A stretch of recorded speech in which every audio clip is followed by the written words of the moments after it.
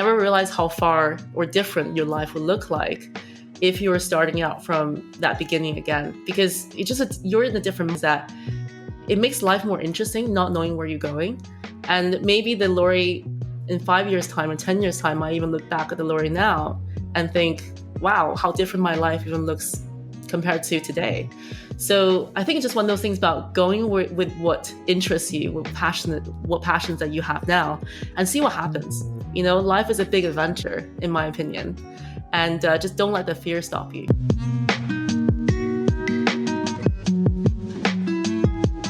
Welcome to Mindful and Driven podcast, where we help you to not lose sight of what's really important whilst chasing your dreams. Today's guest is Laurie Wang, who's a digital marketing specialist and an award-winning social media consultant. She's helped over 25,000 people through her online courses, as well as having a large and successful client base. She's been featured in places such as Fast Company and Elite Daily, and has also run workshops on behalf of The Guardian. Her background was working in marketing for larger organisations and agencies before deciding to strike out on her own, and she's had a massive success ever since she's done that. It was lovely to talk to her, and you can get her really honest opinions about how she deals with the different struggles that she has in her life. I really hope you enjoy today's episode. Welcome to Mindful and Driven, Laurie. It's great to have you here. Thank you, Amadib, and it's great to be here. So, both of us are in London, and why we started talking to each other is because we both have this feeling about, in the content creation world, it's rare that you get to meet people in person and actually talk to them and become friends in real life. So that's what we're hoping to do, and we're going for lunch soon. And it's like content creation London buddies. Yeah, can't wait for that. And like what I want to understand as well is, so you've had different careers and now you're doing something which you love. What's some common advice you've heard along the way that you really disagree with and you think that it could have taken you down the wrong path? Yeah, I think the biggest one, definitely since I was starting out, is kind of quitting your job too soon to pursue your side hustle full time. Because I do find that one of the biggest stresses that you could have on your life, especially your creative pursuits, is that worry about money, right? When you're worrying about how to pay your next bill, your upcoming mortgage, especially now I have a child as well, just imagine all those different things that surrounding your life, how much of a pressure that will put onto what you're working on as a creative pursuit. It will actually even zap away some of your creative energy, which I think happens a lot to individuals that decide to just dive in. I think it's great to think that, you want to burn all your bridges and just kind of go for it. But at the same time, you got to kind of be realistic about it as well. Is how do you actually build enough momentum that when you do move on to that creative pursuit as the side hustle that turns into a full-time thing, that you can actually support yourself without having to worry about all the other things that you need to do, like, for instance, paying your bills. So I think that's one of the biggest misconceptions that people might fall into. And I really want to make sure people are considering carefully, right, before they actually really dive in full on. And in the meantime, use that time that you have, in the evenings and the weekends to really start to brush up your skills, your interests and your passions, and continue to grow that, because that's the best thing to do it, actually. And of course, later on, we'll talk about in this podcast how we can actually balance it all. That's a whole different topic itself. But the whole thing is that I think that's one of the things I heard in the beginning when I was switching out, is how to actually do it at the right time. For myself, when I quit my job, it was only after several months of me matching my income with my side hustle. And it's quite funny now, because sometimes I tell people what I do today, and they kind of almost patronize me and say, oh, was it really hard to give up all your income and to lose all your safety? It's like, I'm obviously doing okay for myself, but it's just quite funny. That's the assumption that people have. People assume if you're going into a creative industry, that means you're struggling financially. When you do it in the way you said, like where you are working on the side and you build it up, you can do it so that the drop-off isn't so large, or it's even better, so you quit your job and you're actually earning more. And if you just quit your job and try to do it straight away, it's really difficult to get to that same stage, because there's that desperation comes into play, right? If you're desperate to get the income, it's really hard to be creative, because you're thinking, is this going to make me money? Whereas if you've got a bit of savings, or if you've got some other source of income, what it means is that you can focus on doing what you love. And by doing that, and you finding your crowd and finding your people who enjoy what your work is, that's going to make you be successful in the long run in a creative industry, I think. Because you can only fake for so long, you can only write for so long for money. You've got to do something which you're really passionate about, because that will shine through in what you do. Definitely. And actually kind of thinking back to my own life experience, switching from what I used to do. So I actually started out in a very uncreative industry. So I started in banking. in the very early days when, we had this financial crisis happening in 2008. And I remember, for the longest time, I couldn't figure out what my passion was because I just didn't do enough hobbies or things on the side that I could actually even refer to. So all I was doing every day was essentially my job, day in, day out, very long hours, and really not having any creative pursuits. So even when I was searching for that, passion, as they call it, looking for your passion, I couldn't find it. And I think that's one of the other misconceptions is that you don't actually go find your passion. You just continue to explore and to try new things until you actually be able to find something that matches what you want to do in the long term. Like you mentioned, if you like something so much, you do it without even kind of considering that you might get paid for it or not. That's when you know that you found something that you're passionate about. And I think on my side is what really kind of slowly started that process was then actually moving into an industry that I was curious about. So at the time, I had a friend who was working for a creative agency, and that was back in New York. But I was speaking to him on Facebook, and I was like, I'm interested in what you're working on because I see that you're doing these like really cool campaigns in marketing and some of the stuff on Facebook. Because this is when Facebook was still like really early, called thefacebook.com. And I see little things that he's doing on the side, and I was like, is that actually like a job that you can do? I didn't realize it's actually a whole different industry around that. And then he's like, if you're curious about it, I have a friend in London that you should speak to, and you guys should have a coffee. So that's what I did. I reached out to that friend for coffee, and I learned all about the digital marketing industry, and I was like mind blown. I was thinking to myself, wow, this is actually, you can do this as a job. This could be a career. It's so exciting. And that's when I kind of had that initial thought in my head about maybe I should think about switching industries. And, lo and behold, a few months later, they actually had an opening in their team. So this awesome friend of mine in London actually got me to go in for an informational interview with their managers. And because they liked my commercial background through banking. So I want to just mention to everyone who's listening that you actually have a lot of transferable skills that you can use to move to the creative side that you want to pursue. So don't worry about, you might be pigeonholing yourself currently in what you're working on. Ultimately, there's so many things that you're gaining skills wise in your traditional jobs that you can then shift into what you want to do later. So what happened was then they wanted me to come in and use that commercial experience of client facing side of things to use it to help boost their offering within their banking division, but in the digital marketing aspect. And that's how I essentially moved from a very traditional industry into a whole different one, albeit taking a huge step back. So again, this is in the back of the whole thinking about your financial background and situation before you do something like this. But at the time I was thinking, you know what, I'm taking a big step back salary wise, but I can at least support myself. And also at the time it was very much in the early stages of my career. So I thought if I don't do it now, when should I do it?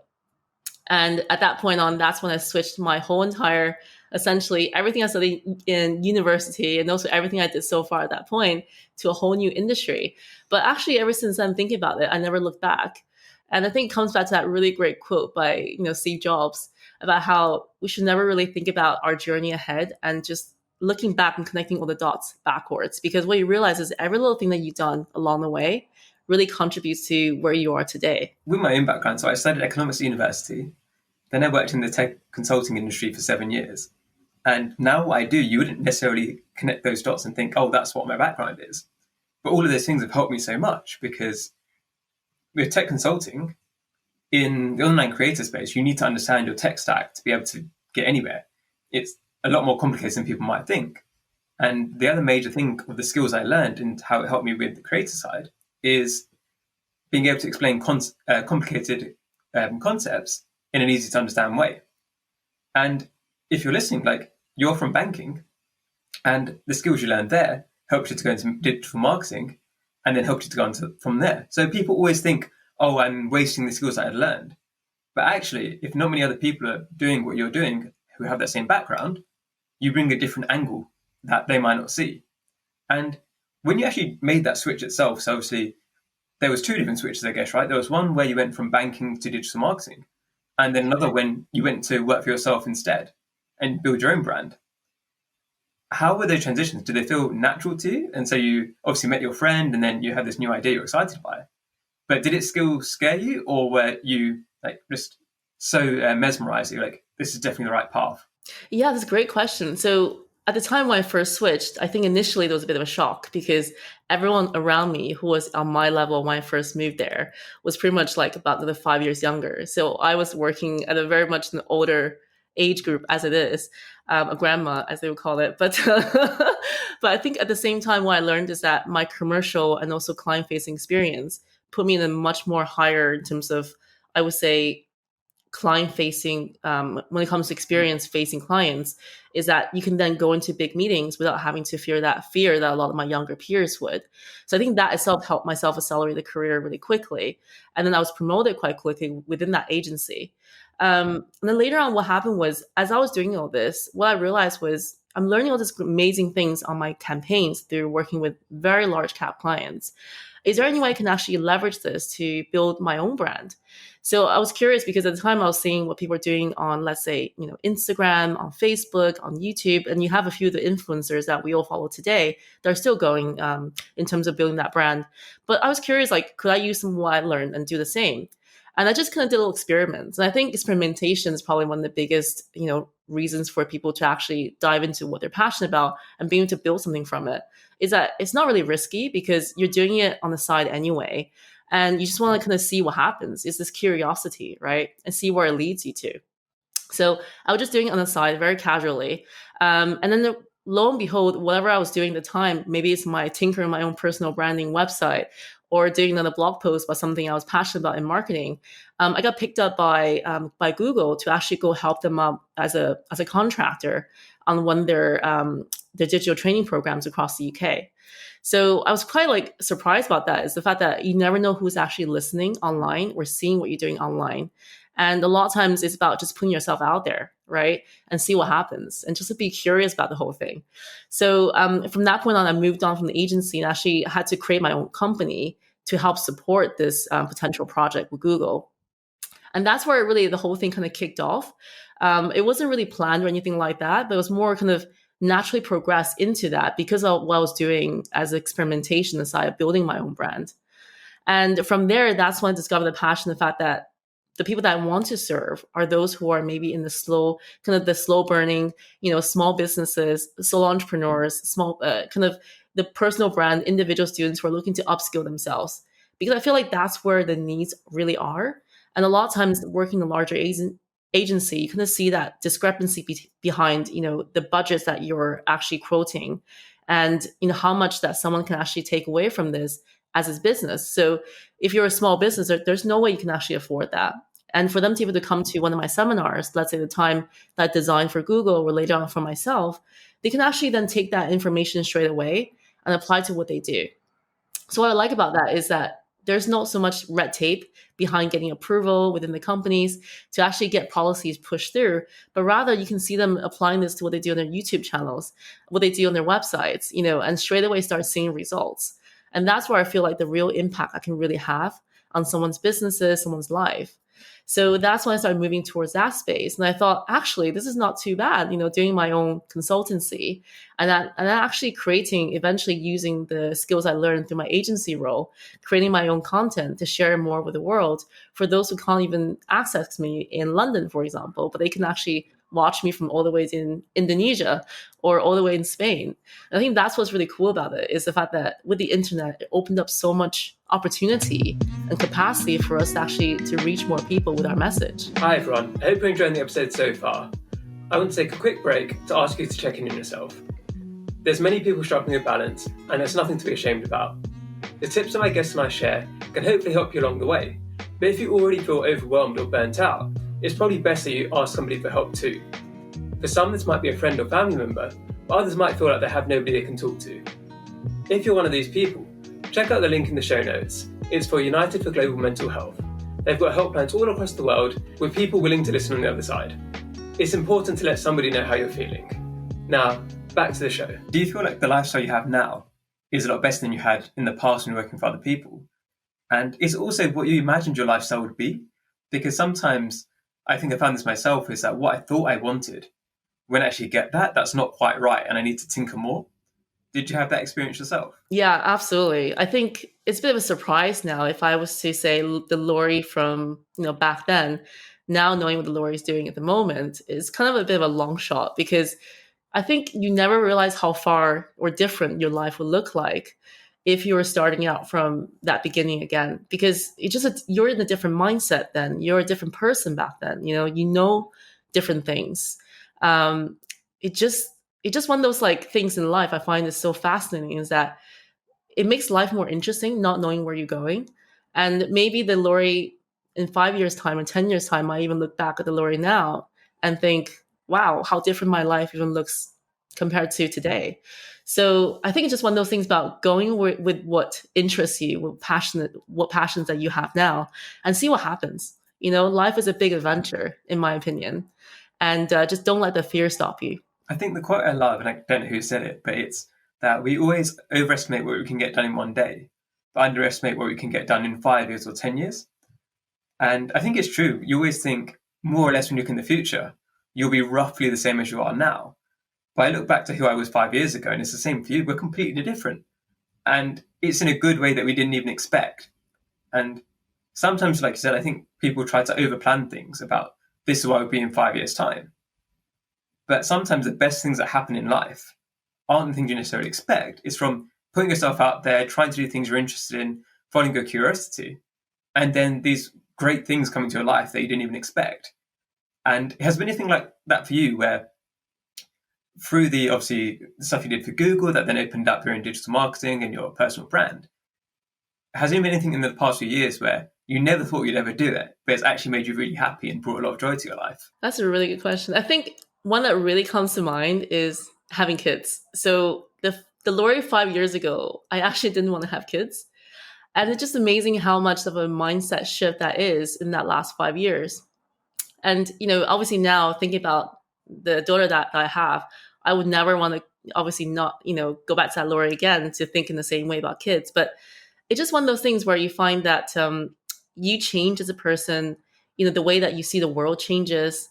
And sometimes you'd be surprised at what your capacities are and your capabilities are as a person. Because actually one of the biggest reasons why I was avoiding having kids at the time was thinking I want to actually create more and do more, right?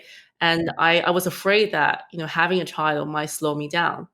And I think this probably is something I shared with a lot of my peers who are maybe in this like early 30s, mid 30s period where you're thinking, oh my gosh, there's so many things I want to do.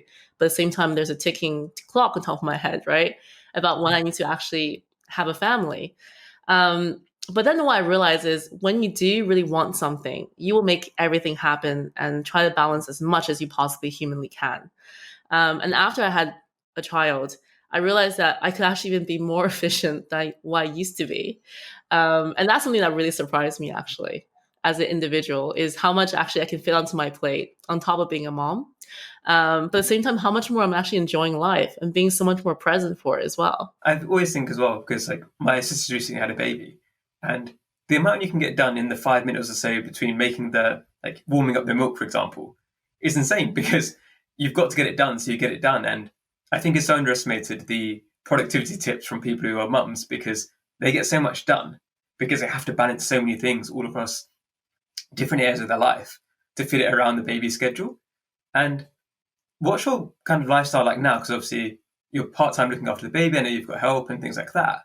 But what's the right balance for you now? Is it where you think you'd like to be? Yeah, I think so. So, fortunately that we're able to afford to have full-time childcare from Monday to Friday. So she's currently happily attending nursery, which I'm very happy to see, because, one of the things that I think a lot of moms probably share this with me is that you kind of have a bit of a mom's guilt.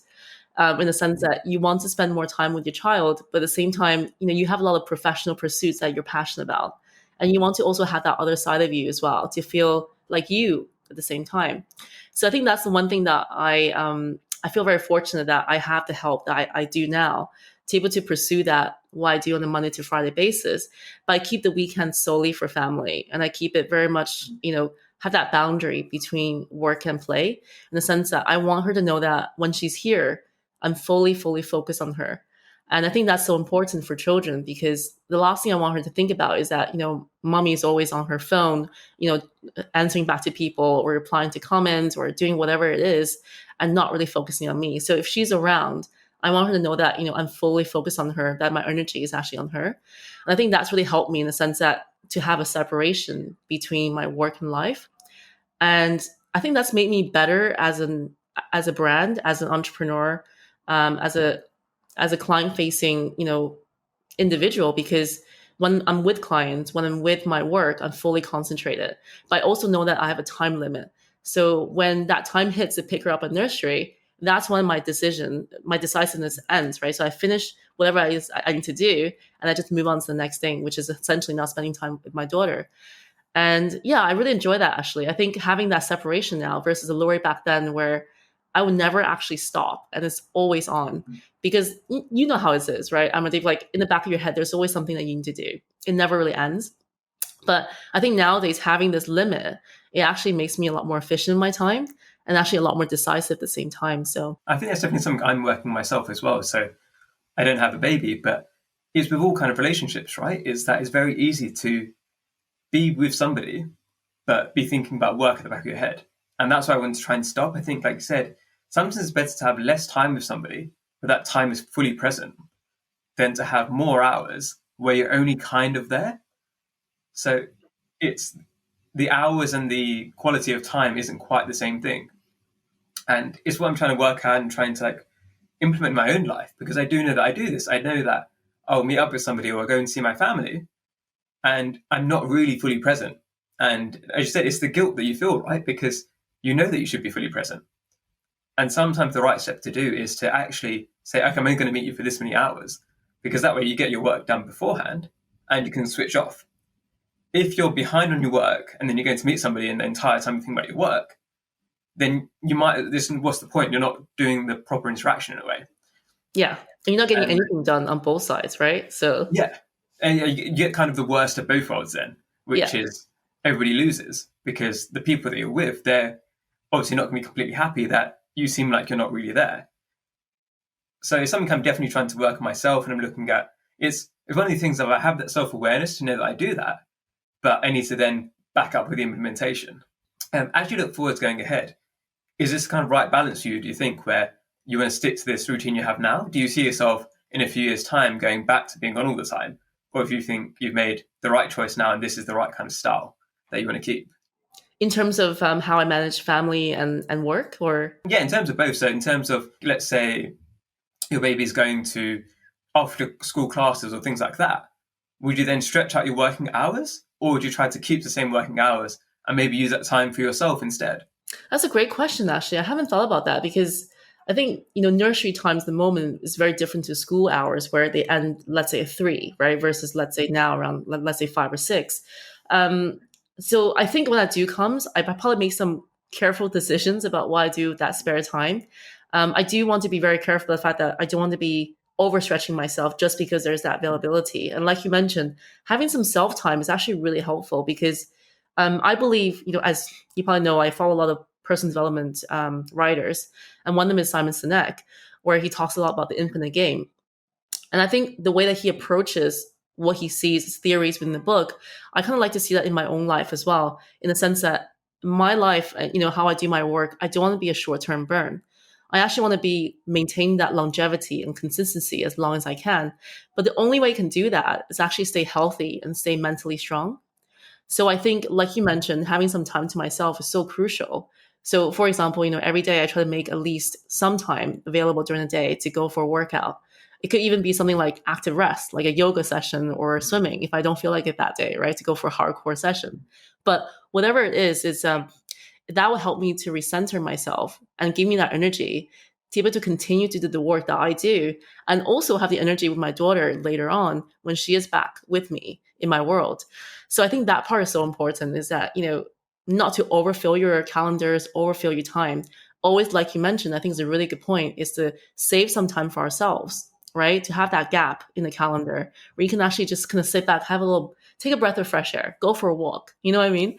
All these things, they make such a big difference in our days and actually allows us to do much better work in the long term. When you had to cut some things, obviously, with the different working hours you have now, did you find that the things you cut were quite easy decisions to make, where you knew in the back of your mind, these were the things that weren't really making you happy or weren't bringing enough value to your life?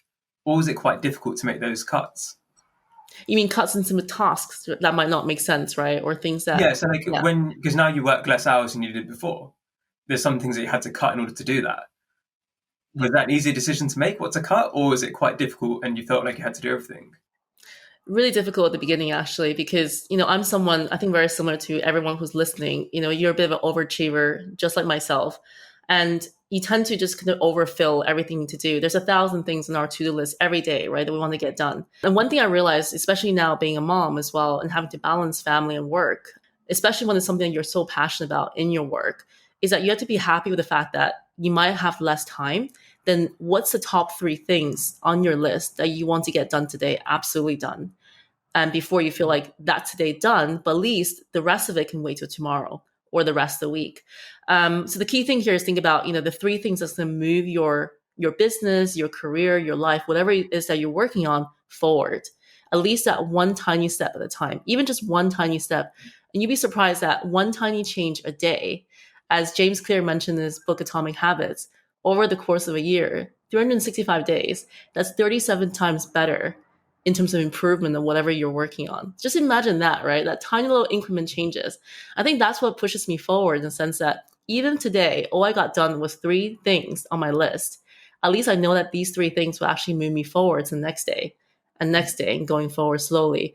But that slowly incremental change plus consistency, I think that's what really contributes to that long-term success and that long-term longevity as well. Right now, what do you think you enjoy most in your business? Like, what's the task that really lights you up? Yeah, definitely. So I would say the moment, in terms of regularly on the weekly basis, I mentioned to you, I think on our private call as well, is, obviously working on my weekly content on YouTube, which I'm building, again, after having a kid. So one thing I struggled with, I think, during the pandemic, especially with my husband writing his book, is that I had to take a step back to really help to kind of bring my baby back up, but also make sure that he has the time that he needs to get that book to the finish line. But now that we have childcare in place and, both of us in a much better in terms of work-life balance, I finally are able to actually pick that project up again. And it's something that lights me up because I see the comments coming through from people on my newsletters, on social media and saying how much they enjoyed it or used it to help what they do. And that's what drives me forward. You don't get paid for this stuff, maybe not until later. But the key thing here is that you get paid on the gratification of what you're doing for the world. And I think that's what really drives me.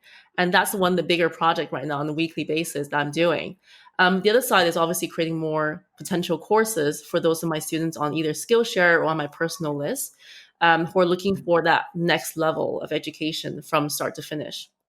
Because I think at the end of the day, in all of our content online, they're very helpful for individuals, but only in quick spurts.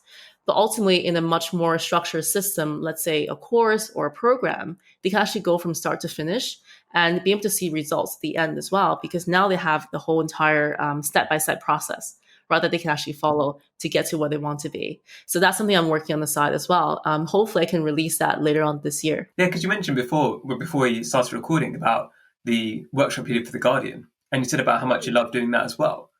Could you tell the audience a bit about that, about what you're doing there and like why it brings you so much joy? Yeah, absolutely. I think this homes back to the earlier days when I was working on that Google training program. Again, our target audience, the time is very much those who are either looking to upskill their careers, or look to change careers, or maybe those who are in their business for the very first time and looking to leverage the different, strategies they can actually use online. So I think when I saw the individual impact that they were able to share with me afterwards and how this barber based in Bristol was able to expand his whole entire, franchise within the city to four different locations due to the fact that he built an amazing YouTube channel on doing male hair cutting. Just things like that, where you hear these results, it makes you really happy on what you actually did in your training and how you're able to actually impact people. So I think that's the reason why I love doing what I'm doing, in the sense that, especially in those Guardian workshops, those individuals coming through, they are in the same position that maybe I was in, years ago, where they're looking for that change. And I feel like almost I see myself in them, that I'm helping them to get through that initial stages to get to where they want to be eventually. But at least I was there to offer that initial impetus to help to push them forward. So I think that's the part where I find it really rewarding. It's almost a sense that I want to replicate more of my experience and to help others do the same. So, and if you were to give the audience today listening, like one mindset shift they could make that would give them the impetus to make a positive difference to their lives, what would it be? I would say start to go out there and chat to people in the industries that you want to explore, and don't be afraid to ask as many people as possible, because sometimes you just be surprised at what might come out of those conversations. Because I think nowadays with digital and online, we're kind of tend to hide behind our laptops and our phones. But it's much more important to remember that by doing the alternative, you're actually going to be a step ahead of your industry, because now face to face is so rare. And I think that's what really helped me in the early days, is building those relationships earlier on with individuals that I'm just curious about. You don't have to make it anything out of the actual coffee or lunch, but just going there with no expectations, just sit down, have a real human conversation. And you'll be surprised how much you enjoy it, but also how much the other side might enjoy it so much that they might even get you back to talk about other things, other opportunities that might actually come around the corner. So I think that's actually a really important thing to remember, is that we're still human at the end of the day. And how do we do more of those human to human conversations to help ourselves to improve our lives, but also to kind of enlighten our career path, our future businesses as well. And I agree, because it's the same thing when we talked as well. I always want to talk to people for the pure enjoyment of the conversation and learning about them and learning about their story. And then if anything else comes out there later on, that's great. If it doesn't, then I haven't lost, because I enjoyed the conversation. And I think it's that kind of way, if you can think in that way, you can never lose. Because if you're enjoying what you're doing, then if there's no business out of it, then it's leisure. Like, I got to have a fun conversation. So I win, basically, right? Yeah. And it's been a pleasure talking to you today. Is there anywhere where you can send people listening today to hear more about what you're up to and what's coming up in the future? Sure, absolutely. So on my website, that's probably where all of my channels are listed that you can get in touch with me. So it's lauriewang.com, just my first name and last name. And also, if you're interested, feel free to subscribe to my YouTube channel, where I have a lot more interesting content coming out, all about personal branding, how to build a strong online presence, and all the things I learned in my life so far that I want to share with individuals along the way. And yeah, feel free to direct message me or email me. I'd love to hear from you. Perfect.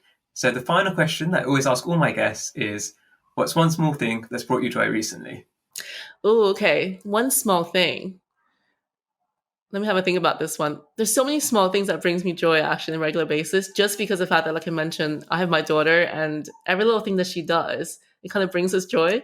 And sometimes very unexpected. I would say probably recently she started having this language spurt that literally just every single thing she can name, if she can name, she'll scream it out loud as much as she can. And I think that brings me joy, because just seeing my child develop over just the last almost 2 years, at that short period of time, and seeing how much she developed from this tiny little infant to where she is now, screaming out every little thing that she can name along the street, that brings me joy, because it makes me believe in the human possibilities of what we can achieve. And also just seeing how much that simplicity can bring joy in her eyes, and how much I can share that with her. That makes a big difference in my day, I think.